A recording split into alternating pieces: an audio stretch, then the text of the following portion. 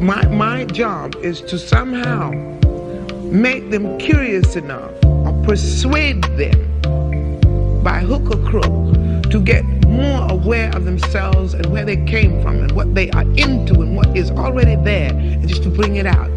This is what compels me to compel them, and I will do it by whatever means necessary.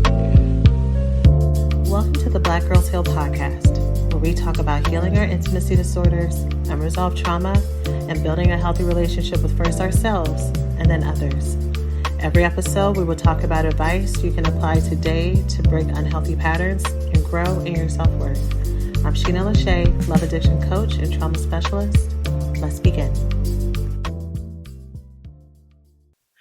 Hello, and welcome to the latest episode of Black Girls Heal. I am overjoyed to be with you again this week for this week's podcast episode. So, this episode is audio only again.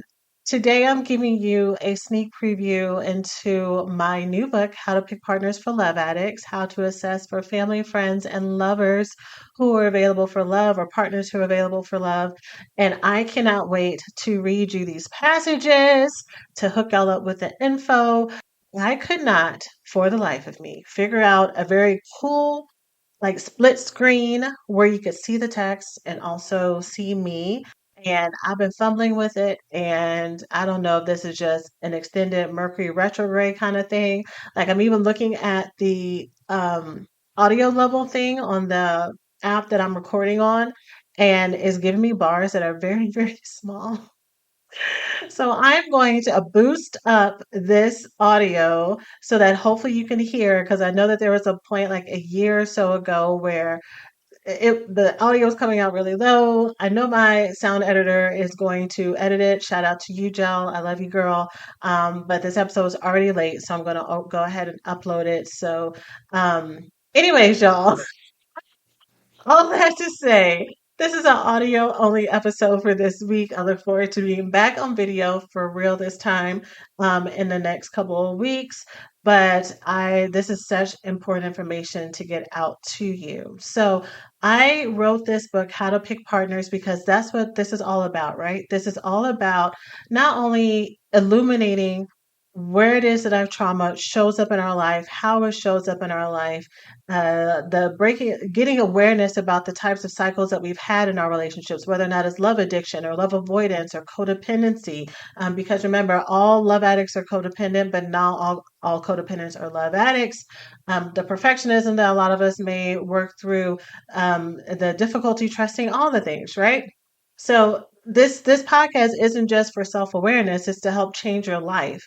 And I want to give every single person who listens to this podcast, who finds this information helpful, who's done my programs, everything, to give everyone another tangible tool that you can use to find, pick, and select and keep the right partners in your life in whatever facet you have them in, because all relationships require the same foundation of safety.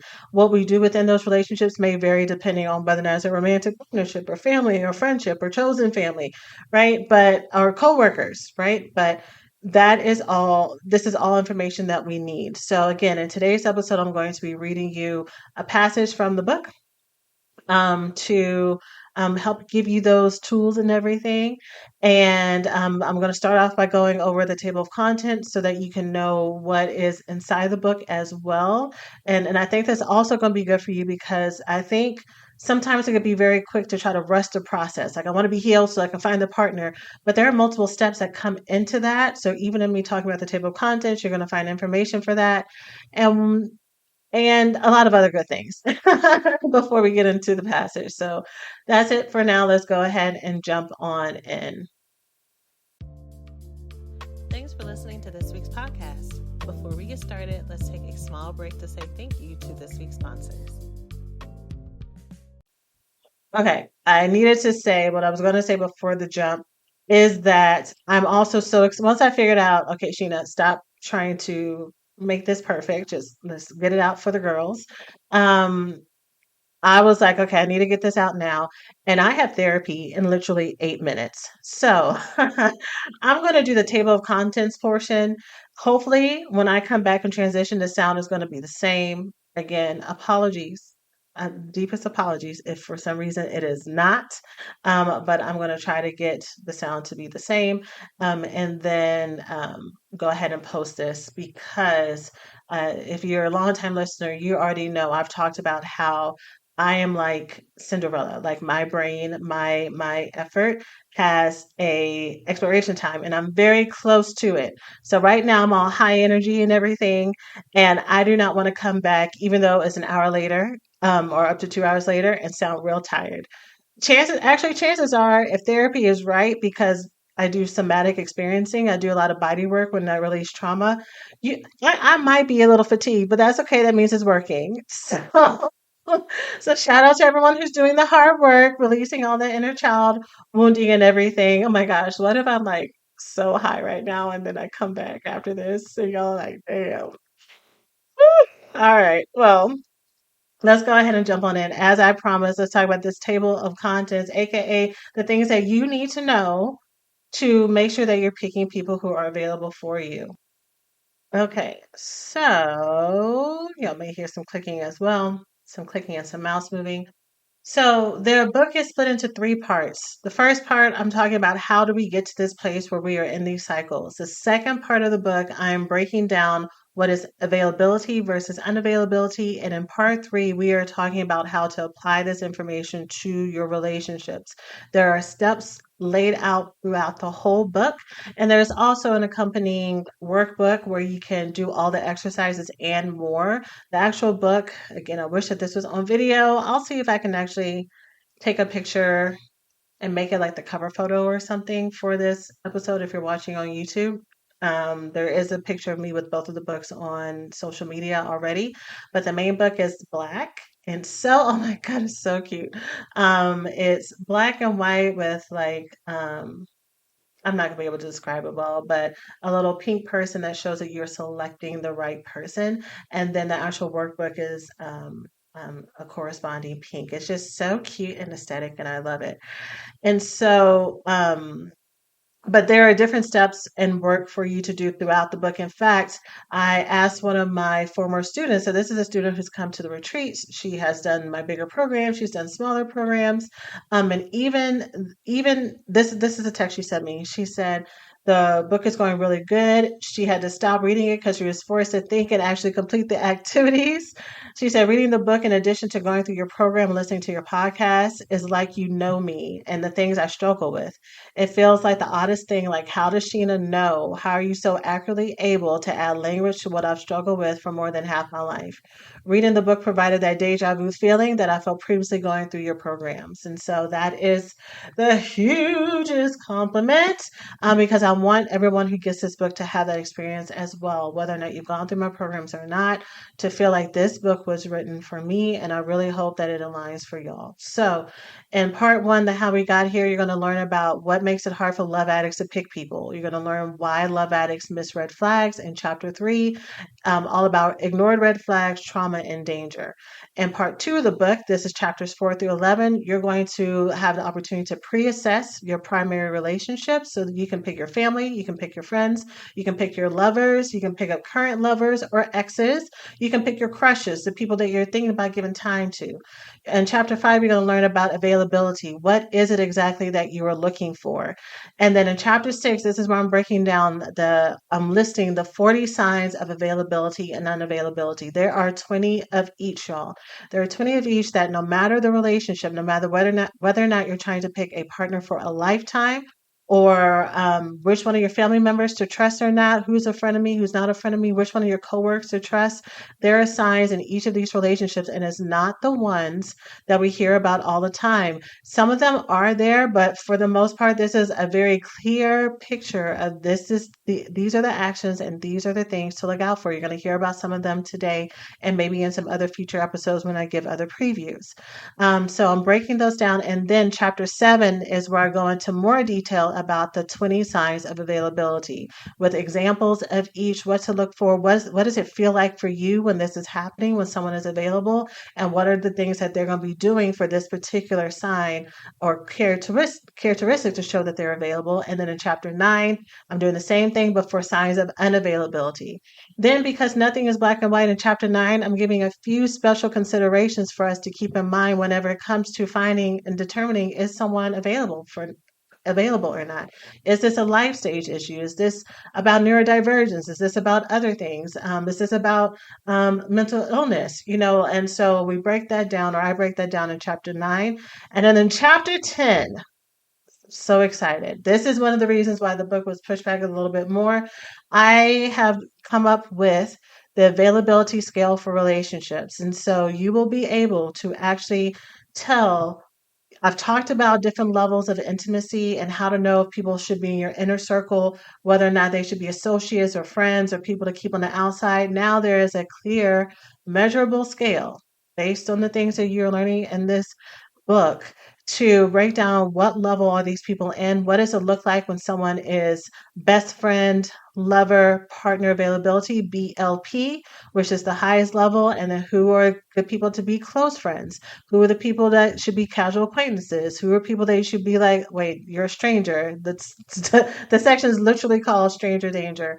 And then also there is a section that talks about putting the focus on you, whether or not you are available. How are you showing up? And then in part 3, it is now time for my session, y'all. So I'm wrapping this up and then I'm gonna jump back in.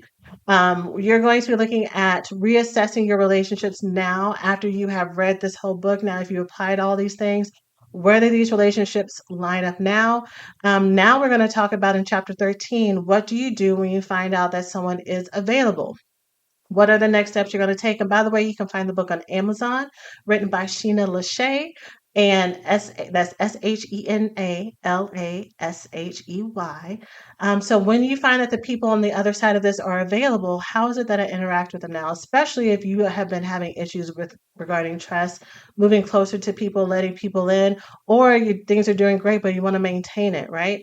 Chapter 14, what do you do when you find that this person is unavailable, right? In chapter 15, I talk about how to communicate your new needs. There's a section that talks about if you have new needs that you've discovered or that you want by reading this book or just by your own personal self growth, how do you communicate these needs to someone who's available? And then there's a different section of how do you communicate these needs to someone when they are unavailable, right? Because you're going to use different um, communications tactics for a lot of reasons, which I'll get into either later this episode or next episode or in other episodes.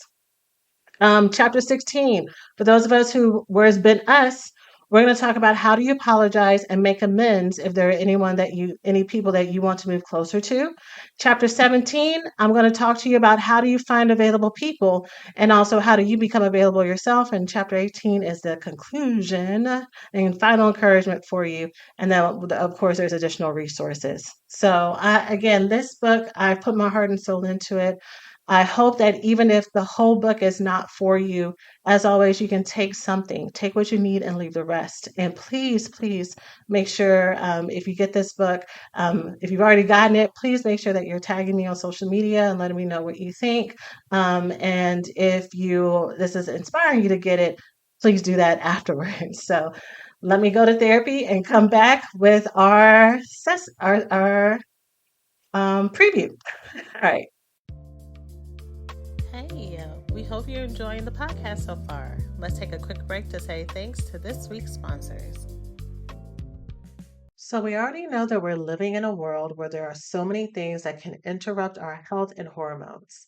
With there being thousands of hormone disruptors in our environment, with everything from the food we eat to the clothes we wear, it is even more important that we keep our bodies regulated internally. And we can help our natural hormone processes, like the symptoms of our monthly cycles, perimenopause, and menopause, find relief and ease with Hormone Harmony. Hormone Harmony's formula is made with herbal ingredients that are shown to reduce hormonal symptoms in women of all ages. Using science-backed herbal extracts called adaptogens, they help the body adapt to any stressor and hormonal changes that happen naturally throughout a woman's life. Some symptoms may include PMS symptoms like irritability, moodiness, discomfort, menopause symptoms like hot flashes and night sweats, racing thoughts, low moods, poor sleep, and feeling tired all the time, occasional bloating and gas, and loss of interest in intimacy. Hormone Harmony can help with all of those things. Happy Mammoths, the company that created Hormone Harmony, is dedicated to making women's lives easier and make no compromise when it comes to quality, and it shows. For a limited time, you can get 15% off your entire first order at happymammoth.com. Just use the code BGH at checkout. That's happymammoth.com and use the code BGH for 15% off today. Ever feel like you are too busy to eat healthy? Meal kits from Sunbasket are the perfect solution. Everything is pre-measured, pre-portioned, and easy to prepare. Plus, Sunbasket meals are dietitian approved so you can feel confident that you're putting a healthy and delicious meal on the table. Sunbasket makes it so easy and convenient to cook healthy meals that cater to your lifestyle and health needs. So, with delicious meal plans like Mediterranean, carb conscious, vegetarian, keto friendly, gluten free, diabetes friendly, and more, it is so easy to swap ingredients as needed. Sunbasket makes it easy and convenient to cook healthy, delicious meals at home. Try it for 4 weeks and see how clean eating can change the way you feel. And you've already heard me share my personal love for the hearty portions that made sure I left each Sunbasket meal feeling full and satisfied. There is something for every health journey, and it's so easy to customize recipes to meet your exact needs. So go to sunbasket.com/Black Girls Heal to save $120 across your first 4 deliveries. That's sunbasket.com/Black Girls Heal to save $120 across your first 4 deliveries, plus free shipping on your first order. All right, y'all, I am back. Oh my gosh, that is crazy. My microphone sound is different. I can tell because the little sound bars are a lot bigger. That is wild. Why does that happen? All right. Anyways, hopefully when this goes out, the sound is not that crazy. Um, after the break. So, anyways, uh, I decided I'm going to focus on 3 signs of availability so that we can know what are the green flags for us to look out for. This is each one of the sections goes into, like I said, a lot of information about each one of these qualities. I mean, enough to where you're not going to be reading the book for years on end, but enough to where it's going to give you a clear picture of what it looks like and how you should feel in it. So I'm going to read those sections and then add more tangents and details as I come up for each one of these 3. So I hope that you find it helpful. And before I jump in, one question that I get all of the time, which is also inspired by this book, or one of the reasons why I put out the book, is if you are avoidant or if you are a love addict and you're in a partnership with someone who is avoidant or vice versa, can you make it work? Can you make it work with people basically who have different attachment styles? And the answer is yes. Even though people may have areas of growth, it's more about is the person willing to work on it. And so that's the other thing I really like about this book is that it doesn't require people to be perfect. It's more about how are they showing up, what's the energy around when they're showing up, if or when there's problems, what are the things that they are doing, because we're all going to have our growth areas. And so it can work. And because this is a question that I get all the time, on January 8th, I am doing a workshop. It's a Wednesday evening, January 8th, 2025, where I'm finally going to be going into how do you make it work when you are avoidant and you're in a relationship with an addict, or if you're a love addictive and you're in partnership with an avoidant. I'm going to be going over if you are the addict who is in the relationship with the avoidant, this is what you're experiencing, this is what you're feeling, this is what you're thinking, and this is how you can make it work. If you're an avoidant, this is what you're thinking, this is what you're feeling, and this is how you make it work. And then also for both of those styles, what if you try those things and it doesn't work because the person is not that this is a relationship that is salvageable because the other person is not committed to it? What do you do next? We're going to be going over all of that evening. I will be teaching it live. It will be a Q&A. At first, I was going to do it as just like a workshop or a mini course to sell on its own, so you can just have it on demand. But the more I got into writing it out, I'm like, this is going to be something that people have a million follow-up questions on and want to ask about their personal experiences.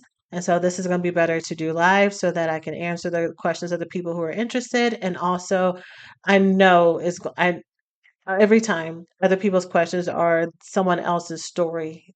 So if anyone purchases it afterwards, you will get the benefit of that coaching as well. So that's what we're doing. So you can join that workshop by going to blackgirlsheal.org/make it work. Again, blackgirlsheal.org/make it work. And I look forward to seeing you there. Okay. So without further ado, let's talk about these qualities. So starting at number one, I'm going to start with the first one that's in the book, which is person who is available, which is the way that you know someone's available. This is someone who is emotionally, physically, spiritually, financially, and sexually nurturing for you as a friend, partner, colleague, chosen family, etc. But someone who is safe. The first quality for you to look for is someone who respects your boundaries. This person knows what feels safe for you and your limits and honors them. They do not force or guilt you to change them to accommodate their own comfort level or what they want. They are intentionally considerate and may actively anticipate how to show up within the guidelines of what make you feel safe and supported. They also maturely express their boundaries and needs to you. If you breach their boundaries, they can have a respectful conversation with you about what happened and what they prefer to happen instead. If what you're asking for contradicts their own personal boundaries and needs, they can communicate this to you respectfully without blame and accusation as well. You have cooperative conversations to find compromise when it aligns with what you both want. If you're not able to make a compromise, you are able to determine if the relationship needs to be adjusted or may not be the best fit. Kindness and curiosity are at the forefront of all boundary conversations. So, here's what I really want folks to keep in mind when it comes to whether or not this can fit for you. At the core of everything that I really want us to understand here is that love and relationships can be easy. Some of us have been so tuned in to struggle love. So many of us have been in households that were very loud. You know, there's a phrase that says, if you grew up in a household with an angry man, you'll have an angry man in your home. And a lot of people will be like, well, that's not me because I've found someone who isn't really aggressive. And so then the point of that saying is a lot of times people use it for you to look at yourself. How is your relationship with anger? You know, do you express your emotions? Do you allow yourself to blow up? If it's not outward, do you punish yourself internally because of all the volatility and emotions that you have inside of you? And I'm only giving that example because the households that we grow up in will serve as the template of what we think is normal. So when we see people who talk about having peaceful relationships, if it is not on our experiences, if it's not something that we've personally seen, we're like, they're lying. That can't be true. I bet behind closed doors, this is what happens. You know, give it 5 years, give it 10 years. And it's hard for us to really conceptualize that, yeah, there can be households and relationships where stress, trauma, intrusiveness, and abuse, manipulation, and compromise that not only is about you settling, but it actually takes away from you. I will meet so many people, especially if you're at the beginning stages of your codependency work and everything, is you will underestimate how much the little adjustments that you make are not just for the sake of the relationship, but you're actually losing a part of yourself. You're losing a part of your voice. Losing a part of your independence. That you are giving more than you're actually receiving. Because you don't really know what your own boundaries are, because you are in partnerships with people where your experience is not important to them. A healthy person is able to not only respect their own boundaries and come to you as a full person and say, this is what I want and this is what I need, and still have space for what you need and what you want. If you are in your love addictive state, it is very easy for you to hear what somebody else needs and for you to quickly be like, okay, I can work with that. Like I can meet you where you are. I can lower my standards. I can work with you. And in the moment I talk about this in the book, you don't even realize that you're doing it. because you may have either watched other women or other people before you completely lose themselves in relationships for the sake of making a relationship work, or you have idolized love and relationships so much, you don't even notice when you have slipped down into that crack, into that crevice of abandoning yourself until you're months in or years into a relationship where your needs are not being met and neglected. And you're wondering, I've given so much, I've compromised so much, I'm respecting this other person's boundaries. When is it my turn? It's because was this person giving you signs from the beginning that they cared about what you wanted? Did this person um, earnestly ask and seek to understand? And there are other qualities in this book that talk about what it also looks like. What are the other factors that come in that work with this? Were they earnestly trying to get to know you and understand what you wanted? When you asked for what it is that you needed, did they attend to it? Did you even ask? Right now, I'm I really love to study male and female relationships and just learn from other people about what are some of the things that we think we may know about the opposite gender for those of us who are in romantic partnerships with them, or those of us who are raising them, or just, I mean, just living in the world, right? And so, one thing that is so underestimated that I'll speak for myself when it comes to this. I definitely know that this relates to my clientele as well, to people I've worked with, and to many of you listening. But we will underestimate how much, if you're in a relationship with a man, a healthy man, to be clear, all you have to do is say, I need this. And that man, because you have clearly said what it is that you need, he will hop into action. Y'all, once I started to use this language and stop beating around the bush and apologizing for things and, trying to say at the right moment, the right time. And I've said this before. Once I just said clearly and I said exactly, this is what I need without all the theatrics around it, the way the doors would open, right? Because these were healthy men who cared about me and wanted to make me happy. If anything, they were like, what else do you need? What more can I do for you? Right? They wanted to know when and where and how far they could go in order to make me feel comfortable and make me feel happy. And this is friendships and romantic partnerships, right? But if you are so quick to abandon yourself just for the sake of being in companionship, if you have an underlying belief that what you want is too much, or that is impossible, or that is so silly, or that when it comes down to asking someone for what you want, you have to put all this other flowery language around it and apologize and say sorry for asking for too much, or you think you're going to get brownie points from someone, especially in a male relationship, a male female relationship, for making yourself needless and wantless, a healthy man, that's going to annoy him. He wants to know, how can he support you? Give me a job so I can do it. Tell me where to go. Direct me. Let me be here for you. Right? Making yourself smaller does not make you more appealing unless this person is narcissistic, unless they just want a Barbie in the household, unless they want someone just for show, unless they're more focused on their own things. And yeah, you probably will get in a relationship with someone where that is something that they praise around other people, about how little you want and how easy you are. The first, y'all, the first, I remember one of the first relationships where I heard that, and that ended up coming back and biting us both in the butt, because I was not being honest about what it is that I needed and that I wanted.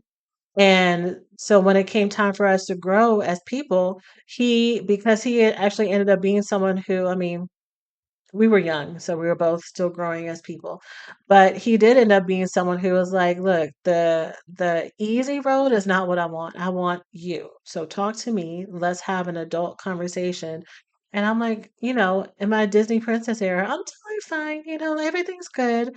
And girl, that was the beginning of the end for a lot of different reasons. And so respecting your boundaries includes you knowing what your boundaries are, and that you're also holding space for your own limits and what honors you too.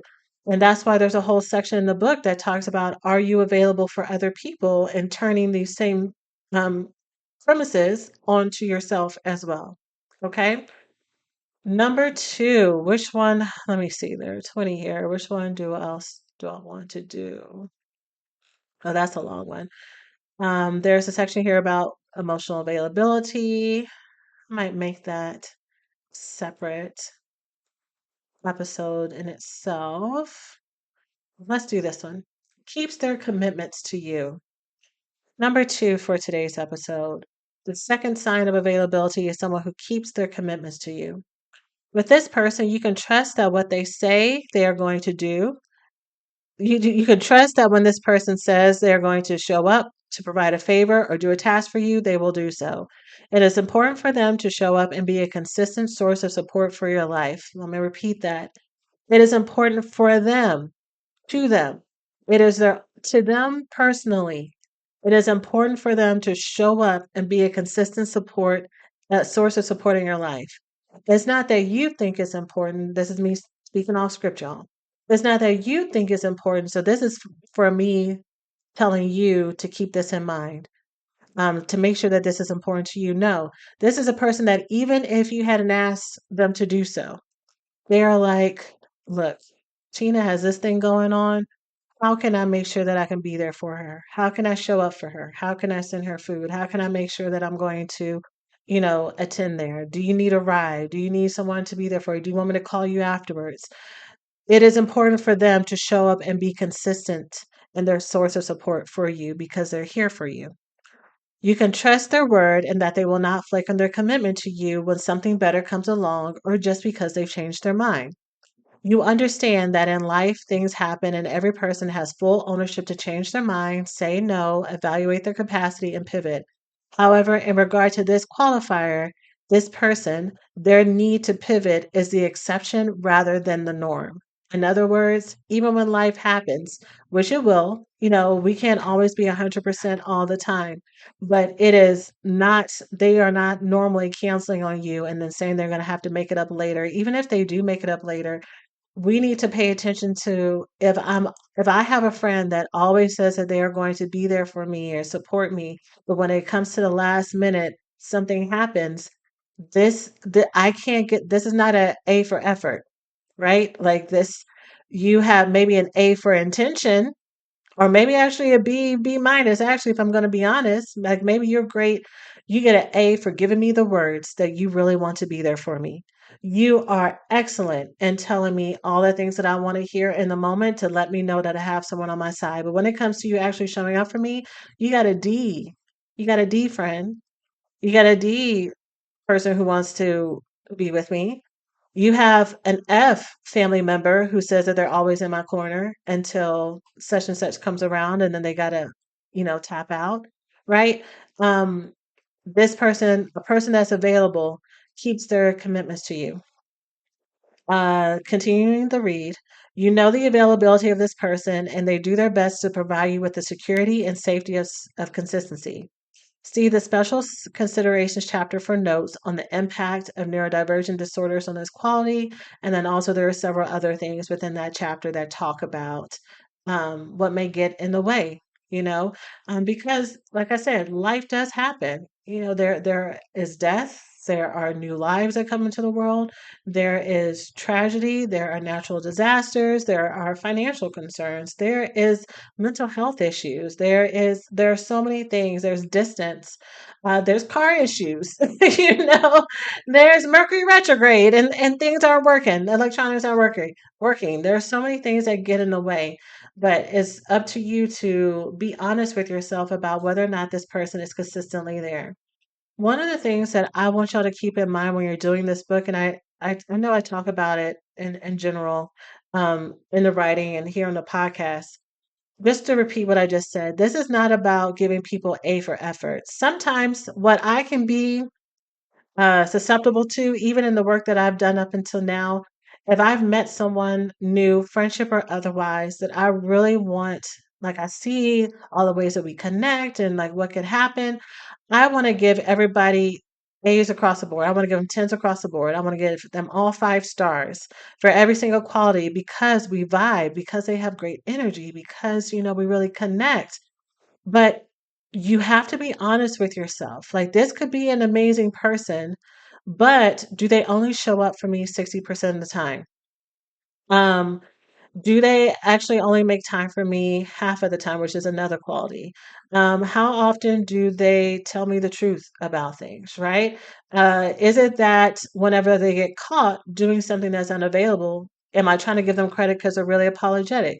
Is this an area in my life? Sheena has listed 20 qualities of availability for me to look out for, but because I'm so used to neglecting my needs and not expecting anything of anyone, when I look at this, my brain doesn't even register what this would feel like in my body if someone did this for me because I'm so used to just having to do it all on my own. I'm so used to just kind of living on my own with this. I'm so used to, not having expectations for someone to love me in this way, even though there's a secret desire for me that one day when I'm in a healthy partnership or have the family that I want or have the right amount of children that I'm going to feel fulfillment in this area. That's why I may be so over focused on relationships outside of the normal human desire for companionship and love and things that are innate to us as human beings that are not signs of deficiency or trauma or whatever else. Like, it is healthy for us to want partnership, but outside of that, I'm hoping that when I find the right person, when I find the one, when I find my soulmate, that they're going to be able to give me all these unmet needs that I have been so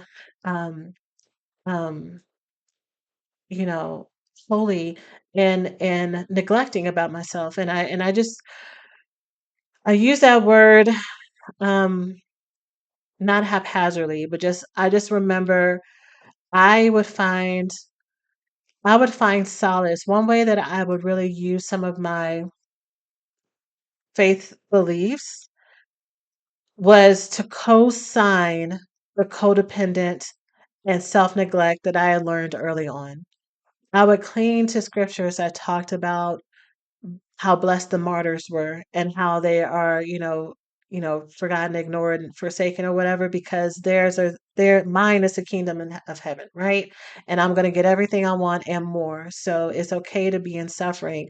And I hate to say the sentence right after talking about fully text, but bullshit. Bullshit. Like, there's also scripture that talks about, I'm convinced that I will see the goodness of the Lord here on earth.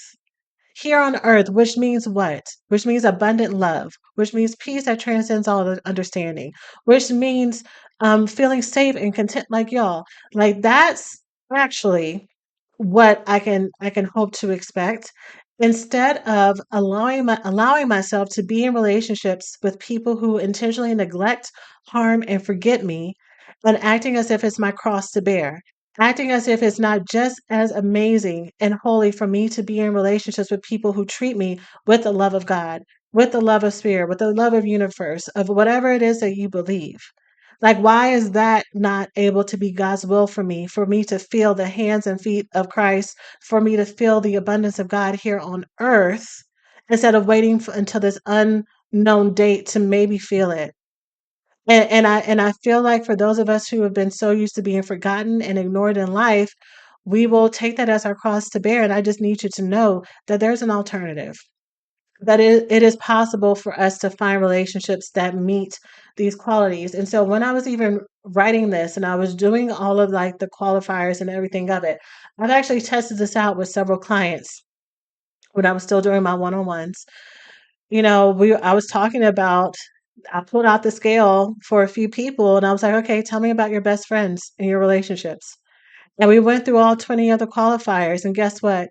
All of their best friends hit all 20 of them. And when we're looking at partners and people that they were dating, they were marking the qualifiers. And there were none of the red flags for the unavailable ones. And then when we were looking at the exes, that was all front and center, right? So for me, someone like me, who part of my healing has been unlearning that maybe I'm asking for too much, right? I need you to know that whenever you get this book and you get all the other qualities and you see everything that's there, it is possible for someone to meet, many people to meet, the majority of people that you have in your inner circle. Actually, I think all the people who are in your inner circle need to meet all 20 of these qualifiers.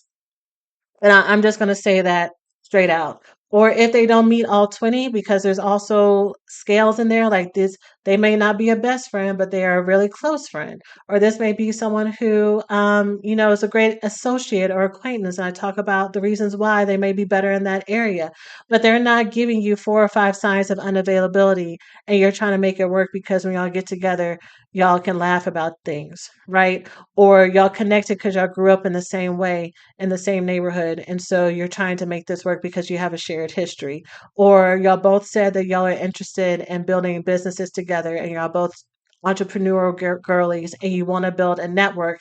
And so you're trying to make a best friend relationship out of someone who's showing you that they are not available, right? Like we can have everything that we want in these relationships as long as we keep our eyes open for the people who are there for us and ready to be in relationship with us.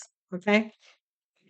And let me pick one more. Let me scroll to find one more. Let me pause this while I scroll. Okay. The third one that I'm going to share, even though I'm tempted to not share it because it may seem pretty self-explanatory, but I can't tell you how often I see this. And I think it's actually kind of a sticking point for many of us when it comes to finding relationships with people who are available and like feeling really disenchanted by it. Because the third quality that I'm going to share out of the 20 signs of availability is someone who is fun to be around according to what is fun for you. Fun to be around according to what is fun for you.